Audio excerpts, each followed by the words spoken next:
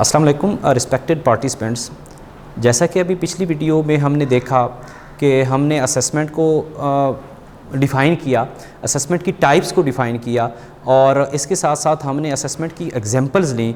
आज जो अभी हम इस आज के लेक्चर में करने जा रहे हैं, इसमें हम क्या करेंगे, इसमें हम असेसमेंट को जो ब्लूम्स टैक्सोनॉमी के साथ अलाइनमेंट इसकी अटैच करेंगे और देखेंगे कि ब्लूम्स टैक्सोनॉमी को लेकर हम असेसमेंट किस टाइप की करते हैं, उसके जो मुख्तलिफ़ कोग्निटिव डोमेन्स हैं उनको पढ़ेंगे और बुक से जो हमारी बुक्स अभी SNC की हमारे पास आई हैं उनको देखेंगे, उनकी एग्जांपल्स को देखेंगे और इसके साथ अटैच करेंगे कि ब्लूम्स टैक्सोनॉमी की जो हमारे पास कोग्निटिव डोमेन्स हैं उनमें वो एग्जांपल किस तरह की हैं और उनको हम कैसे जो है करिकुलम में एडजस्ट करते हैं। The single national curriculum 2020 for mathematics includes cognitive domains for alignment with TIMSS, a project of International Association of Evaluation of Educational Achievements. Cognitive domain की जो हमारे पास stages हैं वो तीन हैं। पहली है हमारे पास knowing, दूसरी है applying, तीसरी है reasoning। knowing में हमारे पास जो cognitive domain आती है वो knowledge आती है, applying में हमारे पास understanding and application आती है और रीजनिंग में हमारे पास एनालिसिस, सिंथेसिस एंड एवेल्यूएशन आती है। अब नेक्स्ट हमारे पास जो कॉग्निटिव डोमेन, जैसा हमने उसकी स्टेजेस को पढ़ा, अब उनमें हमारे पास पहली स्टेज नोइंग की आती है। नोइंग के बारे में हम देखते हैं कि in this domain students are expected to have knowledge of words, symbols and understand the basic ideas behind them. It covers the careful application of the concept, definitions, relations or a representation of either. This approach having 40% weightage of curriculum. Next slide जो हमारे पास आ रही है उसमें हमारे पास action verb आएंगे कि knowing जो domain है उसमें एक्शन वर्ब कौन से होते हैं और उनकी बुक के साथ जो है हम एग्जाम्पल को चेक करेंगे कि उस जो एक्शन वर्ब का वर्ड है उस को हमने बुक के अंदर कैसे एडजस्ट किया हुआ है। हमारे पास पहला एक्शन वर्ब नोइंग का है रिकॉल, दूसरा है रिकॉग्नाइज, तीसरा है क्लासीफाई और उसके बाद है कंप्यूट। अब ये रिकॉल के वर्ड को हमने बुक के अंदर कैसे एडजस्ट किया है, उसमें आ सकता है recall definition, recall terminology, recall unit of measurement, recall geometrical shapes and notations. इसी तरह रिकॉग्नाइज का जो वर्ब है उसको बुक की जो एग्जाम्पल हैं उसके साथ एडजस्ट किया गया है, बुक में मुख्तलिफ जो क्वेश्चन हैं वहाँ पर एडजस्ट किया गया है। इसी तरह क्लासीफाई और कंप्यूट को एडजस्ट किया गया। अब जब हमने एक्शन वर्ब को देखा और ये भी देखा कि बुक में हमने उन एक्शन वर्ब को किस तरह एडजस्ट किया हुआ है, तो हम जो है इसको एक्सरसाइज में चेक करना चाहते हैं कि एक्सरसाइज में नॉलेज के क्वेश्चन किस तरह एडजस्ट किए गए हैं। अब हम इस चीज़ को देखने जा रहे हैं कि एग्जाम्पल कैसी हैं। Looking into action verbs of knowing cognitive domains of SNC curriculum and textbooks, let us see how it is used to identification and design assessment tasks related to each of the 4 standards of the mathematical curriculum. Now, page 48, book mathematics, grade 4. Here is an example of cognitive domain knowing of standard number and operation.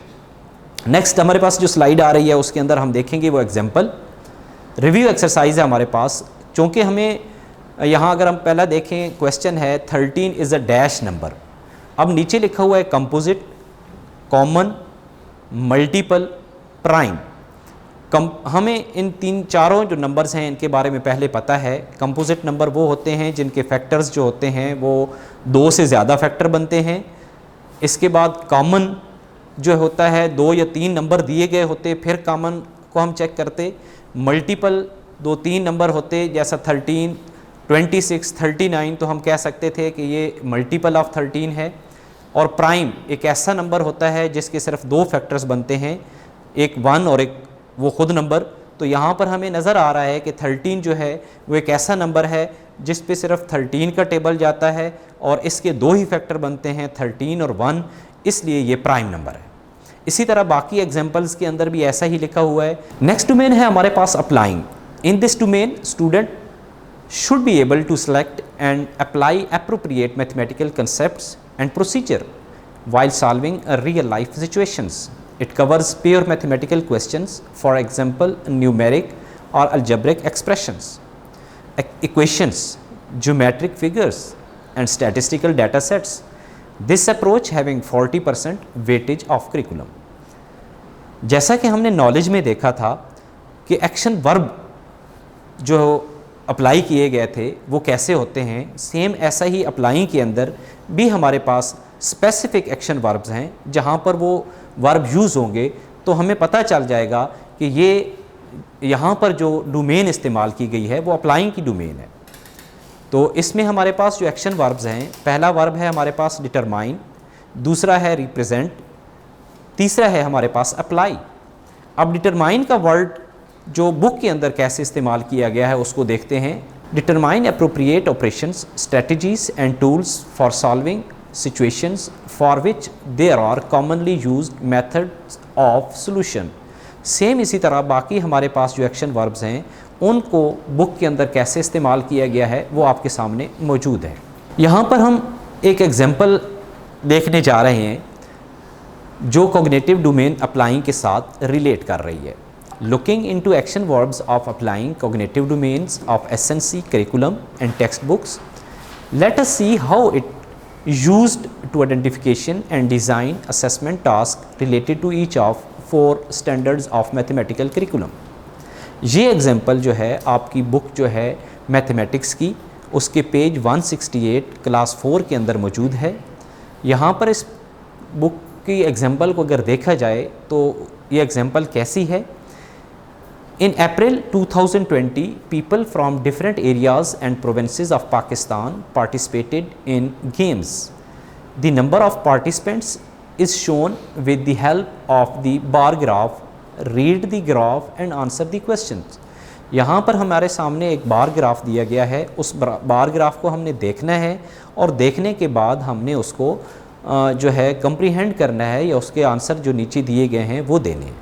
तो देखते हैं हमारे पास जो पहला question है वो क्या है। The greatest number of people are from dash and their quantities. यहाँ पर जो हमारे पास डिफरेंट जगह से लोगों ने इस गेम के अंदर पार्टिसिपेशन की है उनमें से हमने यहाँ पर देखना है कि सबसे ज़्यादा किस जगह के लोगों ने पार्टिसिपेट किया है और उनकी क्वांटिटी कितनी है। तो हम यहाँ पर देखते हैं कि हमारे पास पंजाब जो प्रोविंस है उसका जो कॉलम है वो हमें सबसे बड़ा नज़र आ रहा है। तो हमें यहाँ पर ये पता चल गया कि पंजाब एक ऐसा प्रोविंस है जहाँ के लोगों ने सबसे ज़्यादा उस गेम में पार्टिसिपेशन की है। अब हमारा सबसे पहला जो इसमें एम्प्टी प्लेस है वहाँ पर पंजाब आ जाएगा।